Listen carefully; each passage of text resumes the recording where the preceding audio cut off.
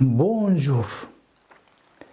La dignité humaine est intrinsèque à tout être humain du moment de sa conception. Cette vérité est proclamée dans tous les documents appelés Dignitas Infinita. Comme pilule, tout être humain est digne de sa conception.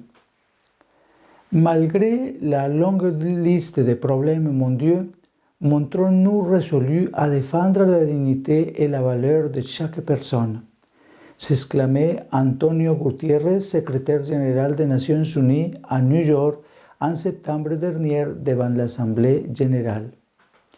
Et cela, il l'a déclaré en parlant des Palestiniens et des Juifs affectés par la guerre. La dignité de la personne ne dépend ni de sa nationalité, ni de sa couleur, ni de sa religion, ni de son sexe. Un être humain est digne parce que c'est un être humain. Après une gestation particulièrement longue de 5 ans, le Vatican, par la voie du dicaster pour la doctrine de la foi, publie en écho un long texte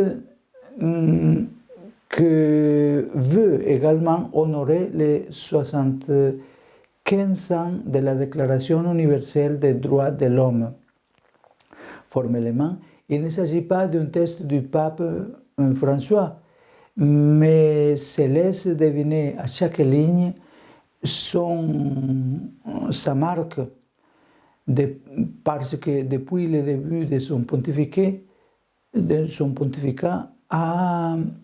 il s'est impliqué dans les affaires sociales et politiques de la foi. Dignitas Infinita révèle un élément décisif sous-jacent à tous ces discours. La foi chrétienne en Dieu est aussi foi dans l'infinie dignité de l'homme. Défendre l'un, c'est défendre l'autre. Ainsi, pour l'Église, la dignité humaine a quelque chose de sacré et de transcendant, ce qui ne l'empêche pas d'être vulnérable aux circonstances concrètes dans une diversité de situations qui appellent la mobilisation de tous. Il ne s'agit de rien de moins que de mettre, selon la conclusion du texte, le respect de la dignité de la personne humaine en toutes circonstances, au centre de l'engagement pour le bien commun de tout système juridique. En un monde où ce qui compte est l'argent et le pouvoir, l'Église élève sa voix pour proclamer la dignité de tout être humain.